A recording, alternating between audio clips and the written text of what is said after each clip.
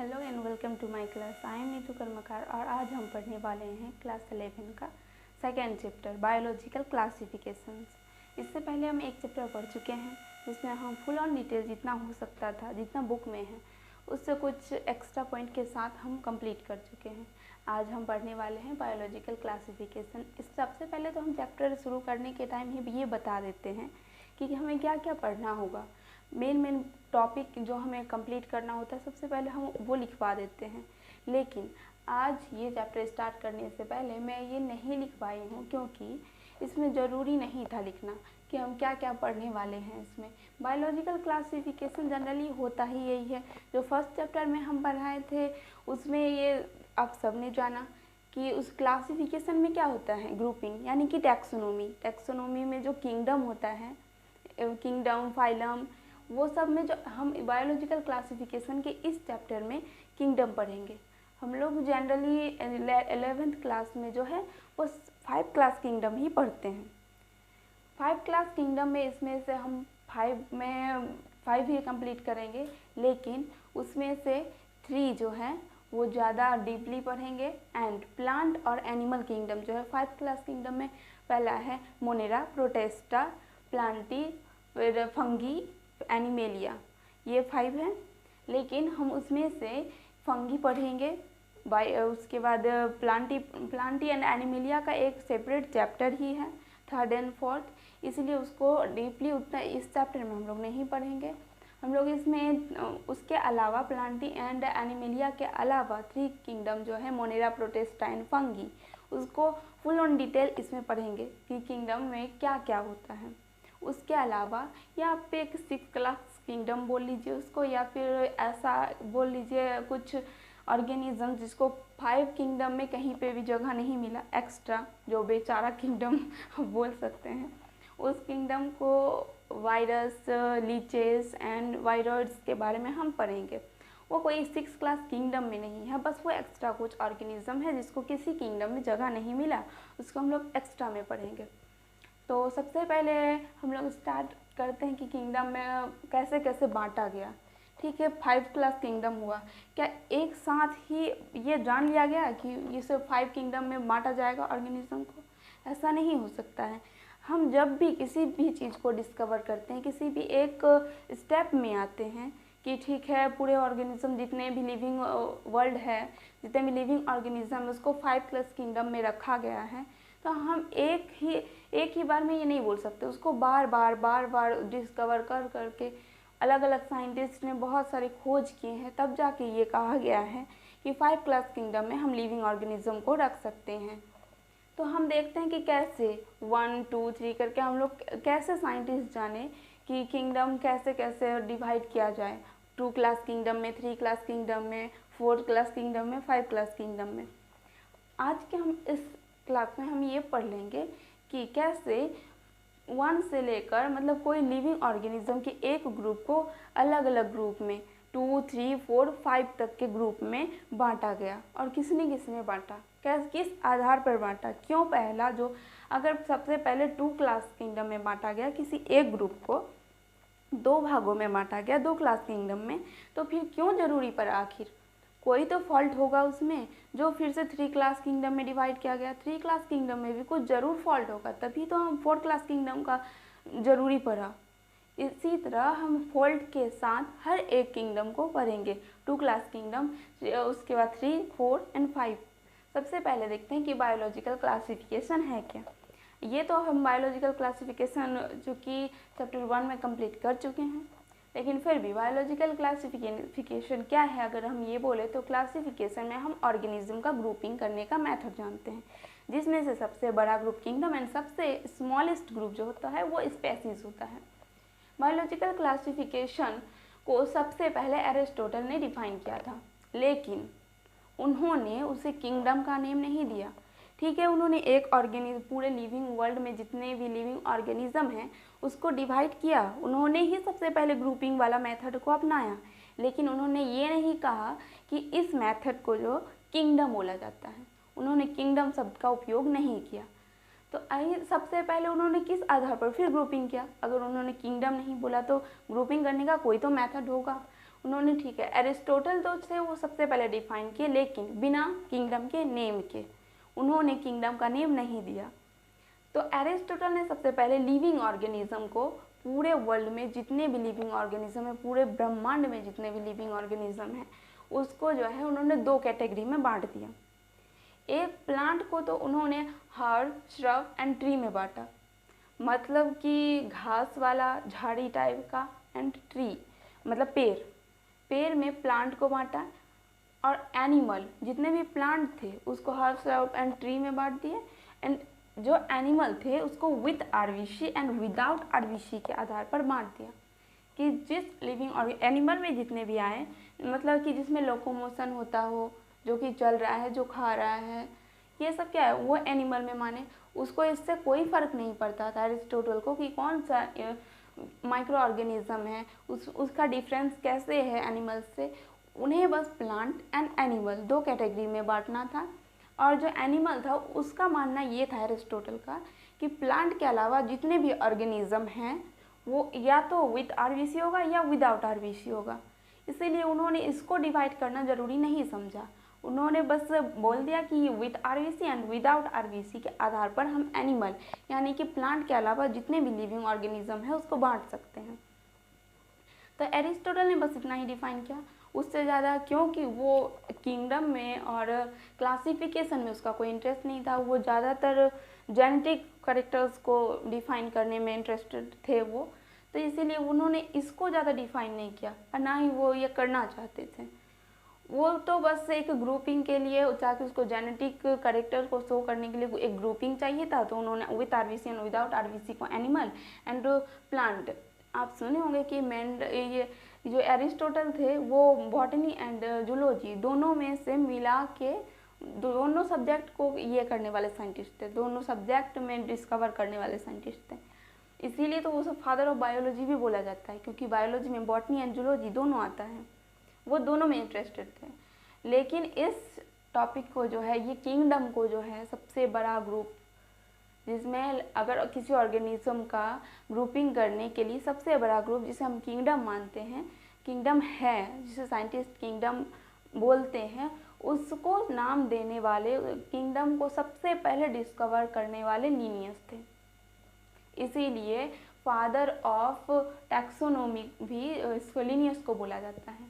And kingdom kingdom term देने वाले को का भी नाम लिनियस ही माना जाता है। वो जो कि हम इसके पहले क्लास में पूरा डिटेल के साथ हम ये देख चुके थे कि कैसे कौन कौन से साइंटिस्ट कौन कौन सा टर्म दिए हैं।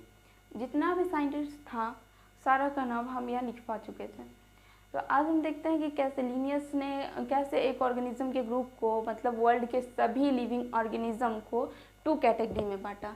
जो ये थे टू क्लास किंगडम में बांटा लिनियस मतलब एक लार्जेस्ट ग्रुप जो पूरे वर्ल्ड में जितने भी लिविंग ऑर्गेनिज्म है, चाहे वो माइक्रो ऑर्गेनिज्म हो, प्लांट हो, एनिमल हो, कुछ भी हो, उन्होंने लिविंग ऑर्गेनिज्म को जो हम यहाँ लिखे, इसीलिए हमें यहाँ जो है लिखने का ये रीज़न था ताकि आपको ये ना लगे कि हम सिर्फ एनिमल को डिवाइड कर रहे हैं।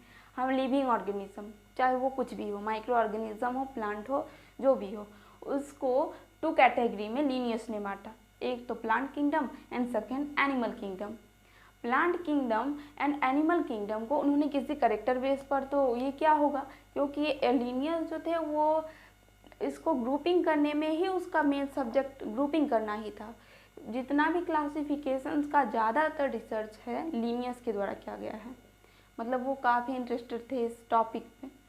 तो उन्होंने ऐसा तो नहीं है कि उसको कोई मतलब नहीं था कि माइक्रो ऑर्गेनिज्म एक ग्रुप है तो उसको कहीं भी डाल दें, नहीं, वो जानते थे कि डिफरेंसेस क्या हो सकता है माइक्रो ऑर्गेनिज्म का, फंगी का अलग अलग, लेकिन उन्होंने टू कैटेगरी में बांटना इसको इम्पॉर्टेंट समझा।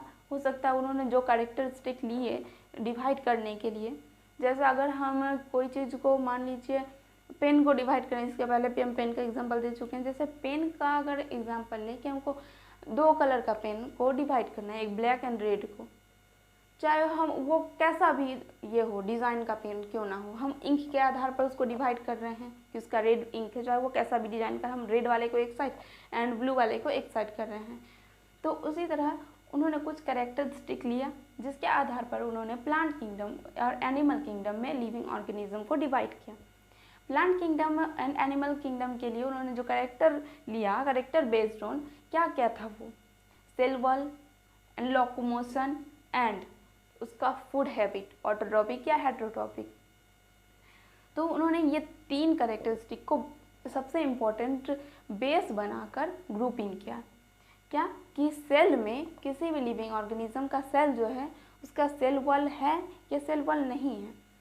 सेल वॉल जिसमें है, मतलब ये तो नॉर्मली हम 9th-10th से पढ़ते आ रहे हैं कि जो सेल वॉल होता है वो प्लांट के सेल में होता है, जबकि एनिमल के सेल में सेल वॉल अब्सेंट होता है। तो उन्होंने जो जिसमें कि सेल वॉल प्रेजेंट है, जिसमें कि लोकोमोशंस अब्सेंट है, लोकोमोशन मतलब जो चलने फिरने वाला ऑर्गेनिज्म उसको लोकोमोशन बोलते हैं, चलना, वो लोकोमोशन जिसमें अब्सेंट है, और जो ऑटोट्रॉपिक है, जो खुद खाना बनाने वाला है, उसको ऑटोट्रॉपिक बोला जाता है। जो ऑटोट्रॉपिक है उसको एक किंगडम में रखा जिसको हम प्लांट किंगडम बोलते हैं। और एनिमल किंगडम में उन्होंने उस ऑर्गेनिज्म को रखा जिसमें कि सेल वॉल अब्सेंट है और जिसमें लोकोमोशन प्रेजेंट है। जैसे कि हम लोग क्या है, एनिमल किंगडम में आते हैं। एनिमल किंगडम में हम लोग के सेल वॉल में, हम लोग के सेल में भी सेल वॉल अब्सेंट होता है एंड लोकोमोशन तो दिन भर चलते रहता है। तो लोकोमोशन जिसमें प्रेजेंट हो एंड सेल वॉल अब्सेंट हो तो वो क्या है और जो कि हेटेरोट्रॉपिक हो, ये भी पॉइंट इंपॉर्टेंट है कि जो हेटेरोट्रॉपिक हो मीन्स जो अपने फूड के लिए दूसरे पर डिपेंड हो उसको हेटेरोट्रॉपिक बोला जाता है। जो जिसमें कि हेटेरोट्रॉपिक हैबिट का जो ऑर्गेनिज्म हो और जिसमें सेल वॉल प्रेजेंट हो, सेल वॉल अब्सेंट हो एंड लोकोमोशन प्रेजेंट हो, उसको हम एक ग्रुप जिसको एनिमल किंगडम बोलते हैं उसमें रखें। अब इसमें क्या क्या उन्होंने रख दिया प्लांट किंगडम में, उसमें बैक्टीरिया, साइनोबैक्टीरिया, फंगी, प्लांट, उसके बाद ये फर्न्स, इसको भी उन्होंने प्लांट किंगडम में रखा और एनिमल किंगडम में प्रोटोजोआ, इनवर्टिब्रेट सबको रख दिया। क्योंकि कुछ कैरेक्टरिस्टिक जो ये लोकोमोशन वाला और सेल वॉल वाला है, ऑटोट्रॉपिक है, क्योंकि ये बैक्टीरिया, साइनोबैक्टीरिया एंड फंगी ये सबसे कुछ मैच होता था और कुछ कैरेक्टरिस्टिक जो नहीं मैच होता था। फिर भी उन्होंने कोई भी एक तीनों में से लिया कि अच्छा कोई बात नहीं, लोकोमोशन नहीं है, ऑटोट्रॉपिक तो है, चलो इसको प्लांट में डाल देते हैं। जिसमें वो कन्फ्यूज्ड थे कि उसमें परफेक्ट जो कैरेक्टरिस्टिक था जो नहीं मिल पा रहा था कि उसको किस में डाला जाए, तो किसी एक कैरेक्टरिस्टिक के आधार पर भी उन्होंने किसी एक ग्रुप में रख दिया। जैसे अगर ऑटोट्रॉपिक मिला तो उन्होंने उसको प्लांट किंगडम में डाल दिया, चाहे उसमें लोकोमोशन प्रेजेंट ही क्यों ना हो, लेकिन अगर वो ऑटोट्रॉपिक है तो उन्होंने प्लांट किंगडम में डाल दिया। इसी तरह बहुत सारे ऑर्गेनिज्म ऐसे भी थे जिसमें कुछ एनिमल के कैरेक्टर थे और कुछ प्लांट के कैरेक्टर थे। फिर भी उन्होंने जो लिनियस को लगा कि इसका कैरेक्टर ज़्यादा ये है, डोमिनेंट है, मतलब प्रभावी है, उसको उन्होंने उस किंगडम में डाल दिया। इसका लिनियस का 2 क्लास किंगडम ज़्यादा सक्सेसफुल नहीं होने का जो रीज़न था वो यही था कि जो कंफ्यूज्ड ऑर्गेनिज्म था, जिसका कैरेक्टरिस्टिक उसको पता नहीं था कि इसको किस में डाला जाए, जिसमें दोनों का कैरेक्टर ये था, प्रेजेंट था, उसको किस में डाला जाए आखिर, तो वो अपने आधार पर जो उसको सही लगा उस टाइम वो उसमें डाल दिए कि कोई एक कैरेक्टर के आधार पर उन्होंने कुछ को प्लांट में डाल दिया, कुछ को एनिमल में डाल दिया। कंफ्यूज्ड ऑर्गेनिज्म को भी उन्होंने डिवाइड कर दिया 2 ही पार्ट में, जो कि उसके 2 क्लास किंगडम का फेल होने का मेन रीज़न था। इसीलिए फिर 3 क्लास किंगडम बनाया गया। तो कुछ एग्जाम्पल के थ्रू हम देखते हैं कि क्यों आखिर किस आधार पर लिनियस का जो 2 क्लास किंगडम है वो फेल हुआ। यूग्लिना जो कि उसके फूड के आधार पर उसको रिजेक्ट किया गया, क्योंकि यूग्लिना एक ऐसा ये है ऑर्गेनिज्म है जो कि सनलाइट के प्रेजेंट में ऑटोट्रॉपिक बन जाता है और सनलाइट एब्सेंट होते ही हेटेरोट्रॉपिक बन जाता है। मतलब सनलाइट जब प्रेजेंट रहता है तब वो जो है वो क्लोरोप्लास्ट एक्टिव करता है एंड फोटोसिंथेसिस द्वारा फूड जो है खुद बना लेता है। तो वो क्या हुआ, तब वो ऑटोट्रॉपिक कैरेक्टर शो किया। एंड जब सनलाइट एब्सेंट हो जाते हैं जब सनलाइट नहीं रहता है तब वो क्या करता है यूग्लिना, वो जो है वो जो उसका क्लोरोप्लास्ट था वो इनएक्टिव हो जाता है और वो हेटेरोट्रॉपिक जैसा बिहेव करता है। मीन्स वो फूड के लिए दूसरे पर भी डिपेंड हो सकता है। तो दोनों तरह का जो ये था फूड हैबिट था वो यूग्लिना शो करता है, लेकिन उसको डाला किस में गया, इसमें डाला गया। इसी तरह कुछ और है स्पंजेस। स्पंजेस जो है वो भी लोकोमोशन नहीं है, उसमें लोकोमोशन नहीं है, फिर हम उसको कैसे डाल सकते हैं एनिमल किंगडम में। उसमें तो ये लोकोमोशन प्रेजेंट वाला करेक्टर दिया गया कि जिसमें लोकोमोशन प्रेजेंट है हम उसको एनिमल किंगडम में रखें। फिर स्पंजेस को कैसे रखा गया, क्योंकि स्पंजेस में लोकोमोशन प्रेजेंट नहीं होता है, फिर भी उसको रखा गया एनिमल किंगडम में। तो इस आधार पर उसका कुछ रॉन्ग निकल रहा था कि उसका कॉन्सेप्ट जो है वो क्लियर नहीं है। उसी तरह फिर फंगी एक और एग्जाम्पल है जिसमें having cell wall but lack of chloroplast, मतलब कि उसमें सेल वॉल तो प्रेजेंट था, मतलब वो एनिमल मतलब वो प्लांट वाला करेक्टर शो कर रहा है, उसके सेल वॉल प्रेजेंट थे सेल में, एंड जो उसका ये था क्लोरोप्लास्ट, उसमें क्लोरोप्लास्ट भी अब्सेंट था। लैक ऑफ क्लोरोप्लास्ट मतलब क्लोरोप्लास्ट अब्सेंट था, मतलब वो एनिमल जैसा बिहेव कर रहा था। दोनों बिहेव कर रहा है, वो सेल वॉल है तो प्लांट जैसा बिहेव कर रहा है, एंड उसमें लैक ऑफ क्लोरोप्लास्ट है मतलब क्लोरोप्लास्ट नहीं है तो वो एनिमल जैसा बिहेव कर रहा है। तो फिर ऐसे एनिमल को किस आधार पर किस ग्रुप में रखा गया, ये ही सब रीज़न के वजह से जो है फंगी को फिर उन्होंने प्लांट पे रख दिया सेल वॉल के आधार पर, जबकि उसमें क्या था, क्लोरोप्लास्ट एब्सेंट था, जबकि प्लांट किंगडम में क्लोरोप्लास्ट होना ज़रूरी है। लेकिन उन्होंने फिर भी यूग्लिना को इसमें रख दिया, फंगी को इसमें रख दिया। इसीलिए टू क्लास किंगडम जो है वो एक टाइम पर जब 1758 में उसको दिया गया तब तो वो ठीक था, लेकिन धीरे धीरे जैसे फॉल्ट निकलते गया इसको रिजेक्ट कर दिया गया और ज़रूरी हो गया कि इस टू क्लास किंगडम को हटाकर एक नया किंगडम दिया जाए जो कि 3 क्लास किंगडम हो और जो कि परफेक्ट कैरेक्टरिस्टिक के साथ ये दिखाएं कि 3 क्लास किंगडम परफेक्ट है ग्रुपिंग के लिए। तो फिर एक नए साइंटिस्ट 3 क्लास किंगडम को दिए जो कि अभी बताते हैं। तो अब हम देखते हैं कि 3 क्लास किंगडम में क्या होता है। 2 क्लास किंगडम में ख़त्म होने के बाद हम ये देख लेते हैं कि कैसे एनिमल एंड जो प्लांट था उसको डिवाइड किया, मतलब 2 क्लास में बांटा गया, चाहे उसमें कोई और करेक्टर वाले ऑर्गेनिज्म भी क्यों ना थे, लेकिन उसको भी 2 ही क्लास किंगडम में बांटा गया। अब हम देखते हैं कि 3 क्लास कैसे बांटा गया, वो क्यों बांटा गया वो तो हम जान चुके हैं फॉल्ट के हिसाब से कि फॉल्ट था इसीलिए हम 3 क्लास किंगडम बनाए। हम तो नहीं बनाए, खैर अर्नस्ट हैकल ने बनाए, लेकिन इसीलिए बनाया गया कि 3 क्लास किंगडम उसके फॉल्ट को रिकवर कर सके, इसीलिए। तो जो 3 क्लास किंगडम था वो उसको दिया अर्नस्ट हैकल ने 1886 में। उन्होंने जो प्लांट था एनिमल था उसके अलावा एक ग्रुप और बनाया प्रोटिस्टा। उन्होंने क्या किया कि जो प्लांट का करेक्टर उन्होंने दिया था इसके पहले लिनियस ने, उन्होंने चेंज नहीं किया उसको कि हम कुछ उसमें से चेंज कर रहे हैं। जो करेक्टरिस्टिक उन्होंने लिया कि उस बेसिस पे हम इसको डिवाइड कर रहे हैं, इसने अर्नस्ट हैकल ने भी उसको रहने दिया, उसी बेसिस पे इन्होंने भी डिवाइड किया। लेकिन फ़र्क सिर्फ इतना था कि एक नया ग्रुप जिसको प्रोटेस्टा नाम दिया, अर्नस्ट हैकल ने प्रोटेस्टा नाम दिया, मतलब कि लिनियस ने एनिमल एंड जो प्लांटी था उसको नेम दिया। लेकिन अगर ये पूछा गया कि प्रोटेस्टा को नाम किसने दिया, प्रोटेस्टा को नाम अर्नस्ट हैकल ने दिया। तो अगर ये ऐसे भी पूछा जा सकता है कि अर्नस्ट हैकल जो है वो कौन से किंगडम को डिस्कवर किए, तो वो किए प्रोटिस्टा को। प्रोटिस्टा में उन्होंने जो एनिमल एंड प्लांट दोनों के करेक्टर को रखने वाले, दोनों के करेक्टर को शो करने वाले जो ऑर्गेनिज्म थे, जैसे कि फंगी हो गया, कुछ बैक्टीरिया हो गया, फिर यूग्लिना वगैरह हो गया, वो क्या थे जो दोनों के इसको शो करते थे करेक्टर को। उन्होंने जो अर्नस्ट हैकल जो है वो प्लांट एंड एनिमल को उसी बेसिस पर डिवाइड किया जिस बेसिस पे लिनियस ने किया। फ़र्क सिर्फ इतना किया कि उन्होंने उस करेक्टर को जो दोनों को शो कर रहा है एनिमल एंड प्लांट वाले को, उसने प्रोटेस्टा में डाल दिया।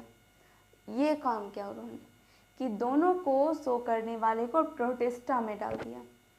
लेकिन क्या ये मतलब कि ये एक ऐसा ये हो गया कि मत चलिए जितना कचरा है सब उसमें डाल दिए। प्लांट एंड एनिमल को तो उन्होंने सेफ रखा कि वो नीट एंड क्लीन है, लेकिन जितना भी जो था ऐसा कन्फ्यूज़न वाला ये ऑर्गेनिजम्स उसको सारा को प्रोटेस्टा में डाल दिया।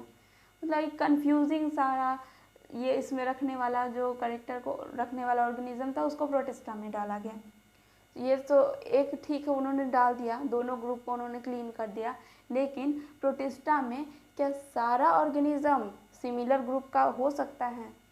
हम चलिए किसी भी मान लेते हैं कि हम किसी एक चीज़ को जैसे कि अगर बोले yellow colour and red colour को बॉल को रेड एंड येलो कलर के बॉल को हम अलग अलग कर रहे हैं, प्लांटी में रेड रख रहे हैं, एनिमलिया में हम येलो रख रहे हैं, और बाकी जितना बोल रहे हैं कि जितना सारा कलर है बचा हुआ इसके अलावा सारे को प्रोटेस्टा में डाल रहे हैं, तो क्या ये ग्रुप परफेक्ट हुआ जिसमें कि हम बाकी जितना भी ग्रीन हो गया, ब्लैक हो गया, जितना भी ब्लू हो गया सारे को हम इसमें डाल रहे हैं?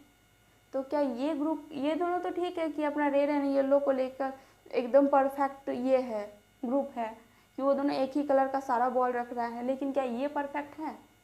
क्योंकि इसमें तो डिफरेंट कलर का बॉल रखा गया है, मतलब डिफरेंट करेक्टर वाले ऑर्गेनिज्म को जितना भी बचा इसमें जो नहीं एडजस्ट हो पाया उसको उसमें डाल दिया गया। तो इसका रिजेक्शन का कारण तो यहीं पे प्रूव हो गया कि ऐसा पॉसिबल ही नहीं हो सकता है कि मतलब कि डस्टबिन जैसा एक किंगडम बना दिए जो कि परफेक्ट हो गया। इसीलिए ये जो अर्न्स्ट हैकेल का किंगडम है उसको रिजेक्ट किया गया, मतलब परफेक्ट नहीं माना गया। हालांकि कुछ समय तक ये भी चला, फिर एक साथ ही तो हम देख के ये नहीं कह सकते ये रॉन्ग है, धीरे धीरे इसको यूज़ किया गया, देन इसको देखा गया कि नहीं ये परफेक्ट कुछ तो है जिसमें खराबी है, कुछ फॉल्ट है, फिर से बनाया गया 4 क्लास किंगडम। तो इसका फॉल्ट का रीज़न यही था कि जिस ऑर्गेनिज्म में दोनों करेक्टर थे उन्होंने उसे प्रोटेस्टा में डाल दिया, जो कि सबसे रॉन्ग कंसेप्ट था।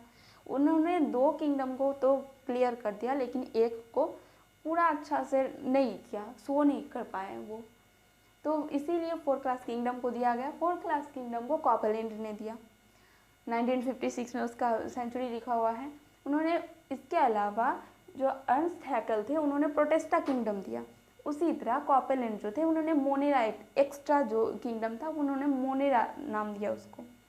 अगर ये क्वेश्चन आए कि कॉपलैंड ने किस किंगडम को डिस्कवर किया, किस किंगडम की खोज की, तो वो क्या था? मोनेरा।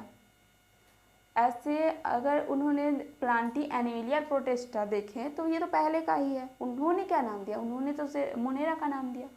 तो प्लांट चलिए परफेक्ट हो गया था, एनिमल परफेक्ट हो चुका था, प्रोटेस्टा में क्या था? जो कि ये था बहुत सारा अलग अलग करेक्टर को एक ही में डाल दिया गया जो कि प्रोटेस्टा था, ऑर्गेनिज्म अलग अलग करेक्टर को शो करने वाले वो प्रोटेस्टा था।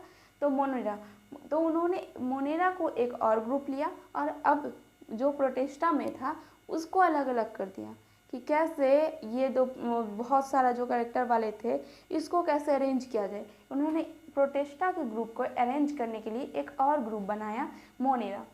तो प्रोटेस्टा में उन्होंने ऐसे ऑर्गेनिज्म को रख दिया जिसमें कि प्रोकैरियोट्स हैविंग न्यूक्लियस, मतलब प्रोकैरियोट्स तो है लेकिन न्यूक्लियस वाले प्रोकैरियोट्स को उन्होंने प्रोटेस्टा में रखा। एंड मोनेरा में उन्होंने ऐसे प्रोकैरियोट्स को रखा जो कि अब्सेंस, जिसमें न्यूक्लियस अब्सेंस हो। प्रोकैरियोट्स ये भी थे और ये भी, लेकिन इसमें हैविंग न्यूक्लियस थे एंड इसमें अब्सेंस न्यूक्लियस। इस आधार पर उन्होंने 4 क्लास किंगडम को डिवाइड किया। अब 5 क्लास किंगडम देखते हैं कि इसमें इसको किसने डिस्कवर किया।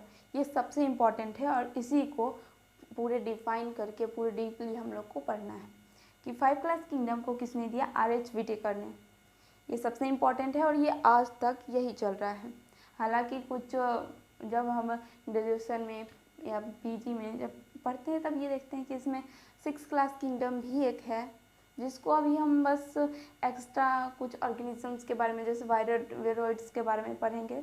तो वैसे 6 क्लास किंगडम को भी पढ़ना होता है लेकिन वो बस पढ़ने के लिए ही है। अगर आप कितने भी हायर क्लास में जाएं या लोअर क्लास में रहें, अगर किंगडम सबसे जो इफ़ेक्टिव किंगडम है जो कि अभी तक अपनाया जा रहा है, जिसको रॉन्ग नहीं बोला जा सकता, वो 5 क्लास किंगडम है जो अभी तक चल रहा है।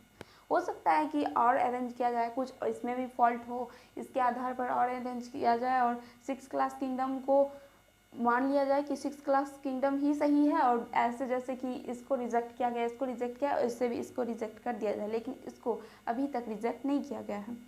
इसमें से क्या होता है, इसमें Plantae, Animalia, protista, Monera and fungi, जैसे इसमें डिवाइड किया इसमें ऐसे ही इसमें भी डिवाइड किया। सिर्फ इसमें एक फंगी आया, जो कि अगर पूछा गया कि आर.एच. व्हिटेकर ने कौन सा किंगडम डिस्कवर किया, तो उन्होंने प्लांटी, एनिमेलिया, प्रोटिस्टा, मोनेरा के अलावा एक किंगडम जो है वो फंगी को दिया, जो कि हम सब में एरो देख के ये बताए हैं, ये ज़रूर नोट कर लें कि ये जो है इस किंगडम को डिस्कवर किए। उसके बाद जो है इसमें फंगी को क्यों उन्होंने अलग किया, फंगी चूँकि एक खुद में बहुत बड़ा ग्रुप है।